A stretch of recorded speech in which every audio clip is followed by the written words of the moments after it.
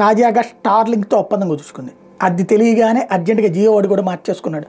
భారత్లోని తన కస్టమర్లకు స్టార్లింక్ హైస్పీడ్ ఇంటర్నెట్ సేవలను అందించేందుకు ప్రపంచ కుబేరుడు ఎలాన్ మస్క్ చెందిన స్పేస్ ఎక్స్తో భాగస్వామ్యం కుదుర్చుకున్నట్టు దేశీయ ప్రైవేట్ టెలికాం కంపెనీ భారతీయ ఎయిర్టెల్ మంగళవారం ప్రకటించింది. అయితే భారత్లో స్టార్లింక్ సేవలు అందించేందుకు స్పేస్ ఎక్స్ లైసెన్స్ పొందడం మీద ఈ ఒప్పందం ఆధారపడి ఉంటుందని ఎయిర్టెల్ స్పష్టం చేసింది. స్టార్లింక్ సేవలకు అవసరమైన లైసెన్స్ దరఖాస్తుని భారత ప్రభుత్వం ఇంకా సమీక్షిస్తోంది. స్టార్లింక్ మాతృ సంస్థ స్పేస్ ఎక్స్. ప్రధాని మోడీ గత నెల అమెరికాలో పర్యటించిన సందర్భంగా మాస్క్తో కూడా భేటీ అయ్యారు. ఈ సందర్భంగా స్పేస్, మొబిలిటీ, టెక్నాలజీ ఆవిష్కరణ తదితర అంశాల మీద చర్చించారు. తర్వాత కొద్ది వారాలకే మాస్క్కి చెందిన విద్యుత్ కార్ల కంపెనీ టెస్లా, స్పేస్ ఎక్స్ భారత్లోకి ప్రవేశించేందుకు వేగంగా పావులు కదుపుతున్నాయి. ఇదే సందర్భంలో ఒకళ్ళకొకళ్ళు ఇది తెలిసి జియో వాళ్ళు కూడా ఒప్పందం చేసుకున్నారు. జియో స్టార్లింక్ కాబట్టి ఖచ్చితంగా స్టార్లింక్ నేను ఎప్పటి నుంచో నా వీడియోలు ఫాలో అయ్యే వాళ్ళకి చెప్తూ వస్తున్నాను.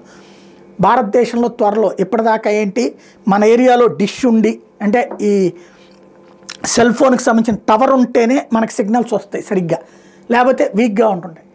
అసలు టవర్లు ఎక్కడా లేని చోట్ల అడవుల్లోనో సముద్రంలోనో లేకపోతే ఈవెన్ మన ఏరియాలో కూడా కొంత డ్రై ఏరియాకి పోతే సెల్ ఫోన్ సిగ్నల్స్ రావు, ఇబ్బంది పడుతూ ఉంటుంటాం. అట్లా కాకుండా సెల్ ఫోన్ చేతిలో ఉండి సిమ్ము జియోదో ఎయిర్టెల్లో ఉంటే కనుక దేశంలో ఏ మూలకన్నా వెళ్ళేటటువంటి ప్యాకేజ్ ఇస్తారు. ఆ ప్యాకేజీని ఓకే చేసుకుంటే మనకి ఎక్కడైనా ఈ సేవలు అందే సదుపాయం వస్తుంది.